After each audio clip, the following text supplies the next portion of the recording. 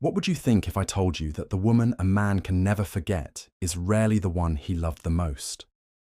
It is not the one who was the most beautiful, the most passionate, or the most accommodating. Those women leave memories, like photographs in a scrapbook, fond, perhaps even cherished, but ultimately two-dimensional and silent. They can be revisited, but they cannot speak. The woman who becomes a ghost in his machine, the one who becomes a permanent fixture in his psychic architecture, is the one who did something far more dangerous than capture his heart. She revealed his soul to him, and then, by her very nature, she forced him to choose whether he had the courage to live it. This woman is unforgettable, not for what she gives him, but for what she is. She is an archetype of wholeness in a world of fragmented people. She has done the brutal, thankless work of her own individuation. She has walked into the underworld of her own shadow and has not been consumed by it.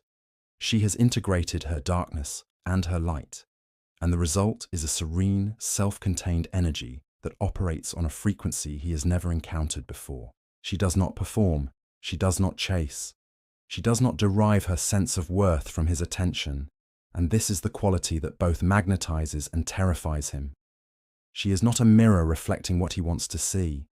She is a still, deep lake that reflects what he truly is, with all his potential and all his cowardice. When he first meets her, the feeling is not simple attraction. It is a haunting sense of familiarity, what Carl Jung called a powerful Anima projection. She is the external, living embodiment of his own inner feminine soul, the part of him that holds his capacity for creativity, intuition, and meaning. Looking at her feels like a homecoming to a place he has never been. For the first time, he feels seen beyond his persona, beyond the carefully constructed mask of his career, his status, his masculine performance. She sees the scared child, the aspiring poet, the weary soldier, the mosaic of the real man buried under layers of social conditioning. This seeing is not an action, it is a state of her being. And this is where the dynamic becomes so potent and so dangerous. Her presence offers him an implicit invitation, the invitation to become whole. She is a door that has suddenly appeared in the wall of his carefully controlled reality, a door that leads to a life of terrifying authenticity. He is intoxicated by the possibility. In her presence, he feels more alive, more real, more himself than he has ever felt. But to walk through that door would mean leaving everything else behind, the safety of his ego, the comfort of his illusions, the approval of a world that rewards the mask, not the man. He stands at the threshold, mesmerized and paralyzed. He is not falling in love with a woman. He is being confronted with the single most important choice of his life, the choice to become himself. And so he stands at the precipice, paralyzed. To choose her, or more accurately, to choose the path she represents, feels like a death. And it is. It is the death of the man he has always known himself to be, the death of the boy who learned to armor his heart to survive the death of the ego that has been his loyal if tyrannical guide through the wilderness of the world. His soul, that long neglected part of him, urges him to leap. But his ego, that master strategist of survival, screams at him from the ledge. It whispers poisonous, seductive logic into his ear. This is a fantasy. Life is not a poem. She is too intense, too deep. She will consume you. Think of all you have built, your career, your reputation. Are you willing to burn it all down for a feeling? And in this moment, the great and tragic betrayal is conceived. Because he is too afraid to admit his own cowardice, he cannot simply walk away. His ego demands a more noble narrative. He cannot be the man who was too small for the journey. He must become the man who was too wise for a foolish crusade. And for that narrative to be true, the goddess must be demoted. The sacred journey she represents must be reframed as a dangerous delusion. Do you see the tragic inversion that must happen here? He must make her the problem. The very qualities that drew him in, the very source of her unforgettable magic, must now be recast as fatal flaws. Her serene self-possession, he will now call it coldness, or emotional unavailability, her deep intuitive wisdom that saw past his bullshit. That becomes judgmental or overly critical, her fierce independence that he found so intoxicating. He will twist it into a refusal to be vulnerable, a fear of true intimacy. He is not describing her. He is creating a caricature, an effigy he can burn to justify his retreat. He is projecting his own fears onto her.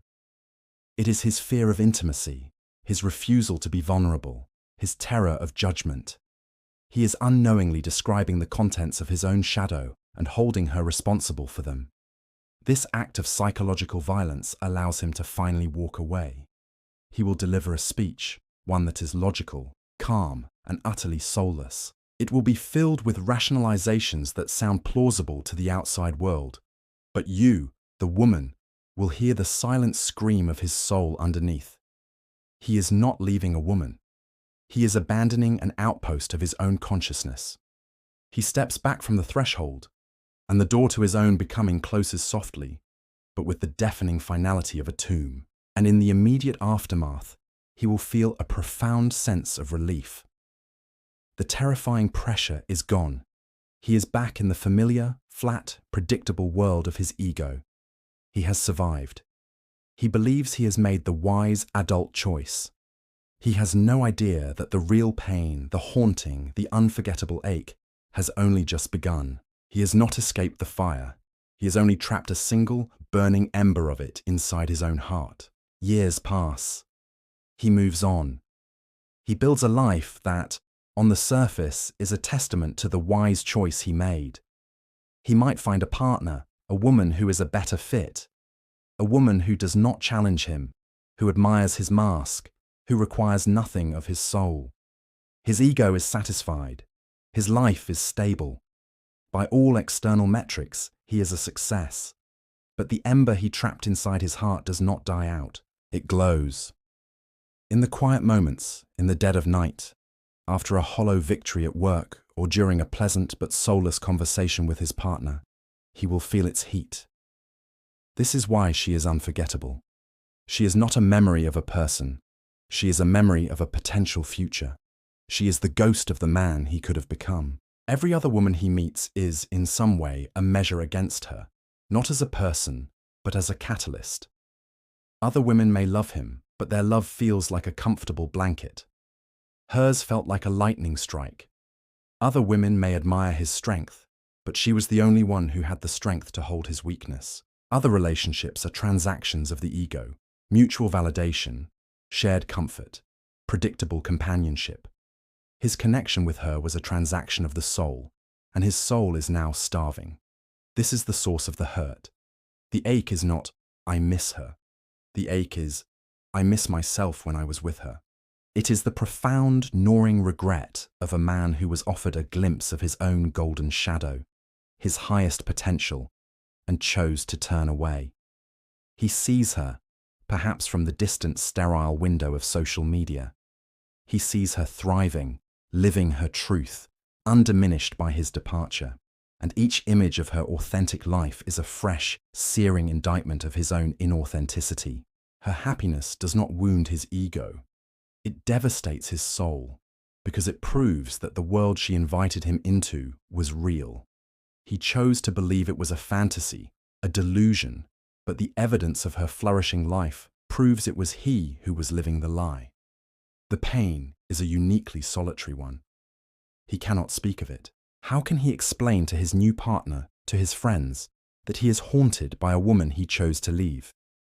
How can he articulate that his present contentment feels like a beautiful, well-appointed prison compared to the terrifying freedom she offered? To speak this truth would be to invalidate his entire existence, to admit that the very foundation of his life is built upon a single, catastrophic act of cowardice. So he carries the ghost in silence. He learns to live with the low-grade ache of a life half-lived. She becomes his secret point of comparison, the silent metric against which he measures the hollowness of his own peace. He didn't just lose a woman, he lost the coordinates to his own soul, and he is now navigating the rest of his life with a compass that only points back to a place he can never find again. The haunting does not fade with time, it refines itself, It becomes less about her as a person and more about her as a principle. She becomes the internal, archetypal standard for truth, and he now sees a world of masks, of games, of hollow performances, because he is the master of them. The pain is no longer just a feeling of loss, but a curse of clarity. He sees the inauthenticity everywhere, most painfully in himself. He has become a connoisseur of the very poison he chose to drink. This is the tragic irony. In running from her truth, he has made himself a prisoner of his own lies, yet acutely, agonizingly aware of their nature. But what about the woman, the one who has become this ghost, this unforgettable ache in a man's memory? Where is she in this sad, solitary drama of his? The answer is the key to her power, and the final turn of the screw in his regret. She is not a participant. She is not waiting. She is not hoping. She is not looking back. Her life was never contingent upon his choice, and his departure did not leave a gaping wound. It left a quiet, clean space, a space she immediately, and with no ceremony, filled with more of her own life. She does not hold bitterness towards him. Bitterness is a form of attachment, a psychic cord that would keep her tethered to his drama. Instead, she holds for him a kind of distant, impersonal compassion. She sees his choice not as a personal rejection, but as a tragic failure of courage that was his alone. She knows she was not a test he failed, but a truth he was unready to live. Her memory of him is not a wound. It is a simple, closed chapter in a very long book. She has moved on, not by getting over him, but by continuing her journey inward and upward. She did not need the shared adventure with him to reach the destination of her own wholeness. This is the ultimate reason she is unforgettable, and why the hurt for him is so profound and so enduring. It is because her story did not end when theirs did. His departure was not the climax of her life. It was an incidental plot point.